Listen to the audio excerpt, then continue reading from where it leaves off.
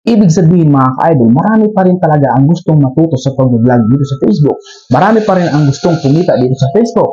Bakit? Ang dami pa rin pong nagtatanong sa akin sa comment section sa mga video ko. Ayan, so marami pa rin po ang nagtatanong. Marami pa rin po nag-comment ng katanungan. Ano ba doon? Yan mga ka-idol, sa madaling salita is marami pa rin po ang nagtatanong sa akin about po dito sa Facebook kung paano to, ganun. So, ibig sabihin, marami pa rin ang gustong matuto. So, akala ko nun mga ka-idol is halos lahat ng marunong.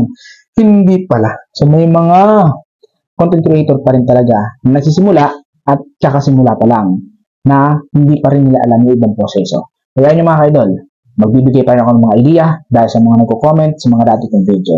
So, ayun. So, napakalaking memorable yung mga video kong ginawa. At napakalaking tulong pala. Dahil marami pa rin palang nanonood doon. Kala ko, wala nang nanonood doon. Makikita mo kasi mga ka-idol sa notification na ang daming magko-comment pa. Pag tinignan ko yung comment is nandoon pala sa mga video ko dati. Grabe, no? At ang ganda mga ka-idol, talagang natutuwa ako kasi nakikita ko yung ako dati, nung nagsimula ako. Ito pa ako. Payat pa pala ako. Ayun mga ka-idol. So, kaya ikaw, kung nag-vlog ka, nagsimula ka, huwag kang malungkot. Enjoy mo lang. Kasi yung pag-vlog mo na yun mga idol, yun yung lagi kong sinasabi na pag binalikan mo pagdating after years, ayan, many months, makikita mo yung pagbabago ng mukha mo, yung pagbabago ng pananalitaan mo, ito pala yun. So, ganun mga idol.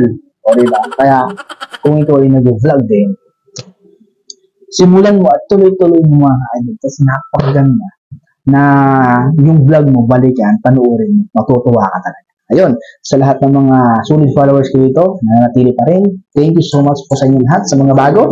At hindi pa nakapalo sa akin, follow nyo na ako dito sa aking Facebook page. Ako bahala sa inyo mga idol. Babalik ako sa inyo, sa bahay nyo. Kaya naman, follow nyo na ako, click the follow button, and visit my YouTube channel, Ranjun by Peace.